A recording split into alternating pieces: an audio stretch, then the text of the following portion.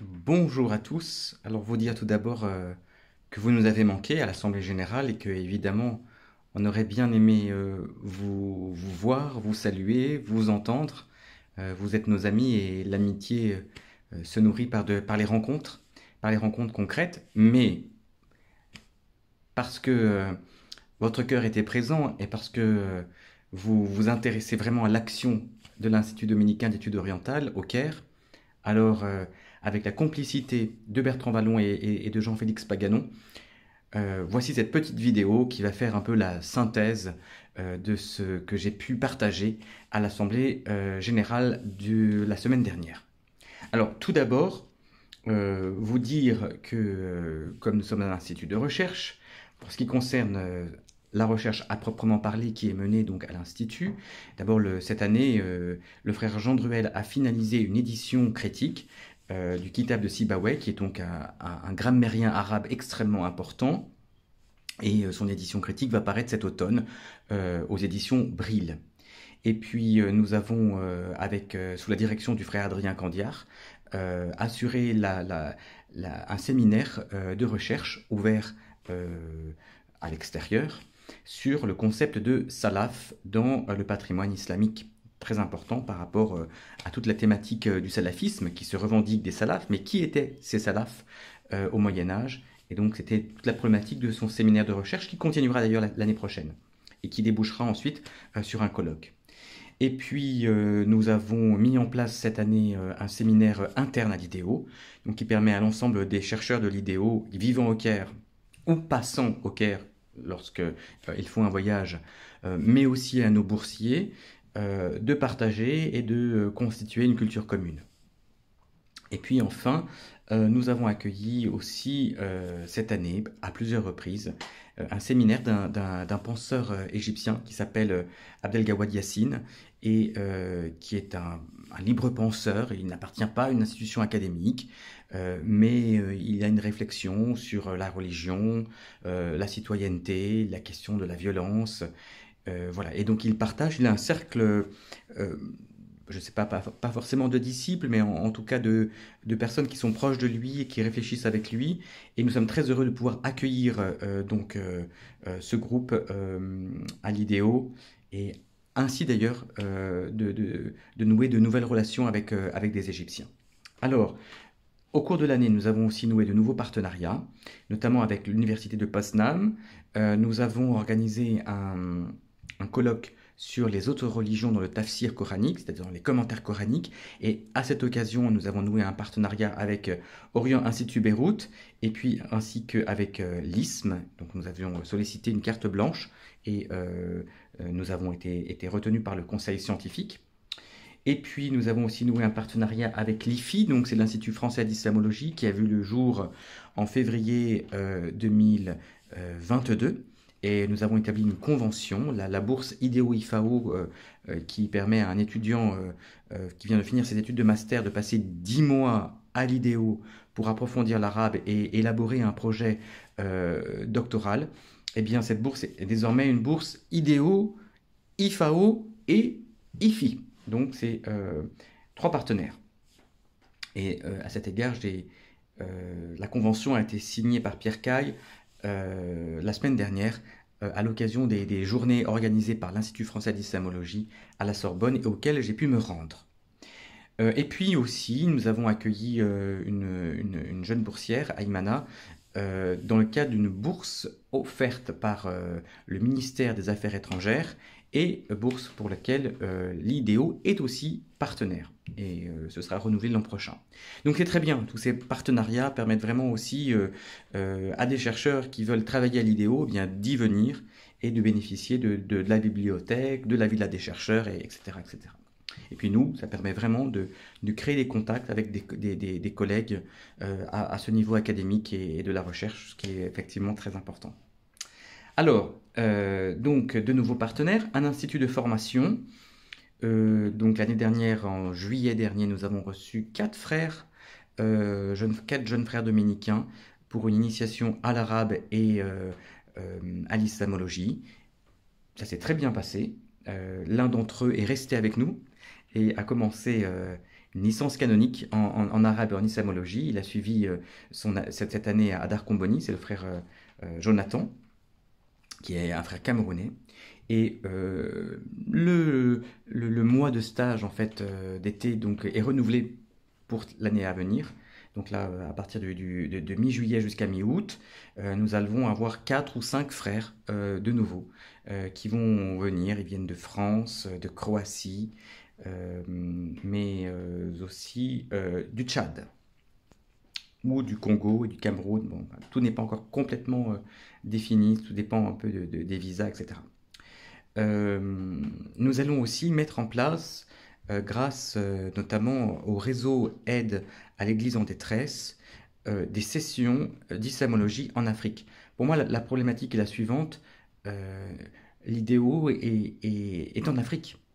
Et donc c'est très bien et c'est très important, et d'ailleurs nous le faisons, que les chercheurs de l'idéo vivant au Caire aussi viennent de temps en temps en Europe et font part de leurs recherches et témoignent de ce qu'ils vivent en Égypte, des relations qu'ils ont avec différents partenaires égyptiens.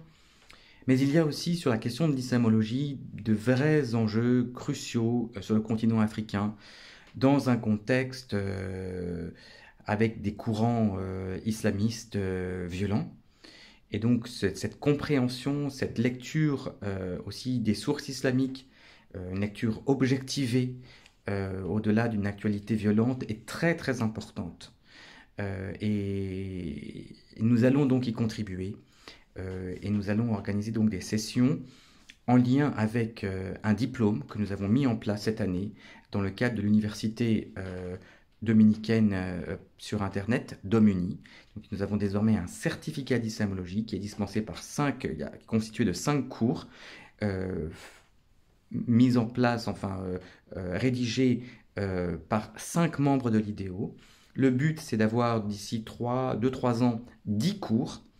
Et ce qui est très important, c'est que si ce sont des cours accessibles par Internet, l'idée, c'est aussi de privilégier une formation en hybride.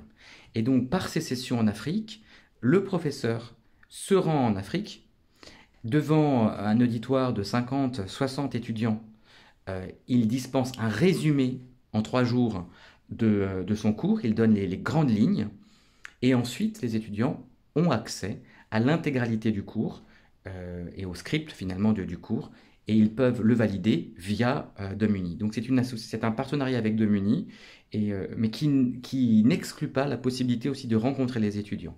Et en l'occurrence, comme c'est une discipline compliquée, subtile, avec un vocabulaire, avec un autre monde culturel, ça nous paraissait vraiment essentiel aussi ce présentiel nous paraissait essentiel. Voilà, donc nous le mettons en œuvre. Nous avons aussi eu très peu de séminaires avec des étudiants d'Al-Azhar cette année, parce que le programme Adawat a fini le 31 août dernier. Mais nous avons profité de cette année pour élaborer un nouveau projet qui sera soutenu par la délégation de l'Union européenne, et il s'appellera la chaire Anawati. Alors vraiment, c'est tout un programme.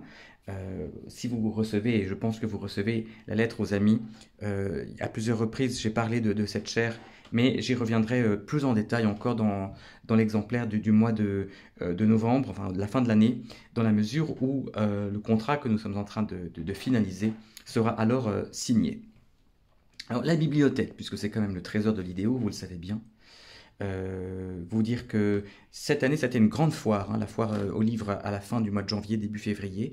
Donc le frère Mathéus da Silva, notre nouveau bibliothécaire, je dis maintenant nouveau, mais ça fait quand même 2 ans qu'il occupe le poste, c'est plus tout à fait un nouveau.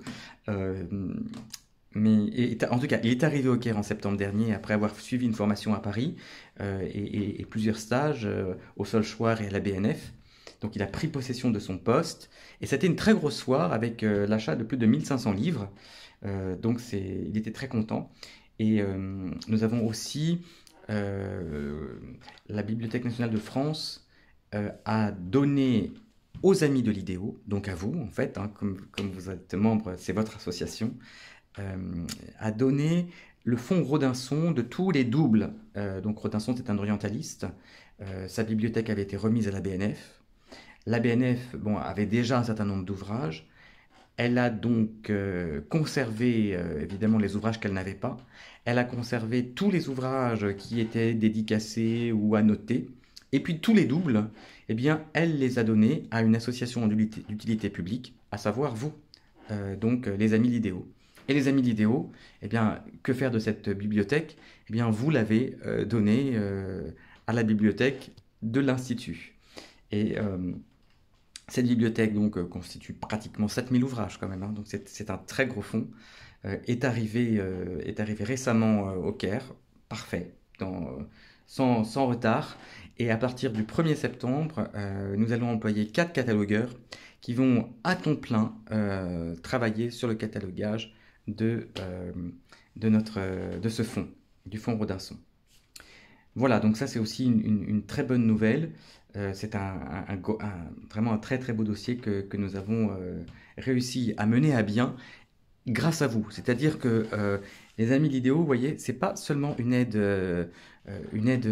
financière et substantielle et absolument indispensable, parce que sans cette aide, les frais de fonctionnement ne pourraient pas être assurés, hein, et notamment donc tout le travail, les employés, les magasiniers, etc. Mais c'est pas que ça, il y a aussi toute cette aide aussi institutionnelle et un accompagnement aussi administratif et de conseil qui est pour nous très précieux vraiment, bon, comme directeur depuis maintenant 3 ans, puisque je finis aujourd'hui même, tiens d'ailleurs, c'est le 24 juin, je finis mon premier mandat.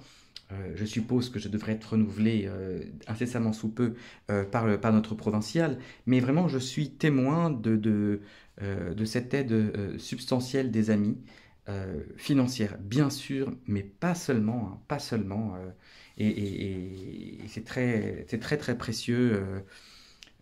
Je suis vraiment très reconnaissant. Voilà. Euh, cette, euh, cette année aussi, quelques dates fortes. D'abord, il y a eu les 20 ans de la bibliothèque. Il y avait à peu près 120 personnes. Donc, le frère Jean-Jacques Pérennes a fait une magnifique intervention. Il a relaté un peu l'existence, hein, et l'expérience de cet agrandissement et de cette création d'une nouvelle bibliothèque. Et il a insisté, elle est en ligne, hein, vous pouvez l'écouter, mais il a aussi insisté beaucoup sur le rôle joué par le frère Régis Morlon, euh, sans qui cette bibliothèque n'aurait pas vu le jour, hein. Donc Jean-Jacques a été une cheville ouvrière, mais c'est en fait un travail d'équipe vraiment fraternel aussi.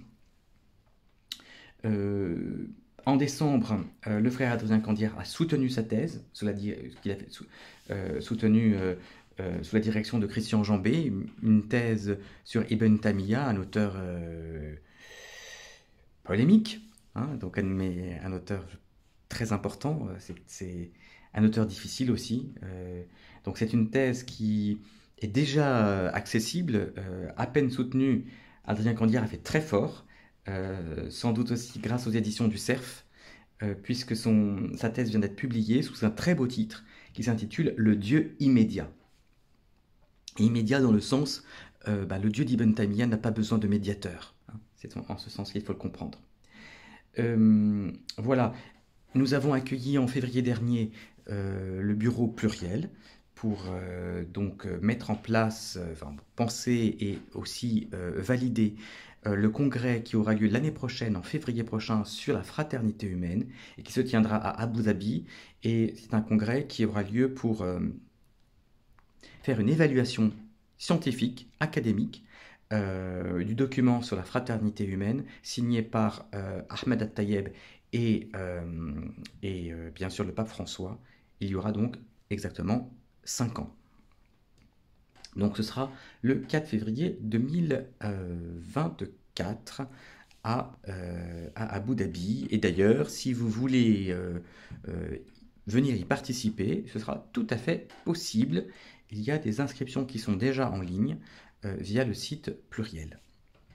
À venir, eh bien à venir, donc justement je crois qu'à venir c'est la chaire, hein, c'est la chaire Al-Nawati que nous sommes en train de mettre en place et qui va chapeauter pas mal d'activités de l'IDEO dans un cadre à la fois nos activités académiques, de recherche, nos séminaires, nos journées d'études, et notamment sur le sens littéral, sur les salafs toujours, la création de post-doc pour des éditions critiques sur le patrimoine islamique et notamment l'humanisme musulman, hein, et mettre en lumière la question de l'humanisme, mais aussi organiser une summer school sur la question de religion et citoyenneté, sous l'approche théologique, islamologique, historique, et qui regroupe des doctorants de l'ensemble du bassin méditerranéen. Enfin bref, aussi nouer de nouveaux partenariats, notamment un avec l'Observatoire de la lutte contre l'extrémisme, qui est un observatoire qui dépend directement du grand imam d'Al-Azhar. Et donc ce sera aussi pour nous l'occasion de créer de nouveaux partenaires, d'organiser avec eux des séminaires, et évidemment de publier des travaux communs, et de les diffuser. Et tout cela aussi va évidemment en lien avec notre revue, le Midéo, qui est toujours magnifiquement bien dirigé par le frère Denis Halft, qui bénéficie de l'aide précieuse d'Antoinette, qui est donc l'assistante de direction. Voilà, chers amis, grosso modo, très rapidement, ce que j'ai pu partager, mais de manière plus développée, à l'Assemblée générale, mais il était bon aussi de le partager avec vous par l'intermédiaire de cette vidéo. Je vous souhaite à tous un très bel été, je vous dis à tous bienvenue à l'IDEO, bien sûr.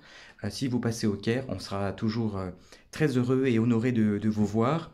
Et puis, j'espère de tout cœur vous saluer l'année prochaine, à la prochaine Assemblée générale.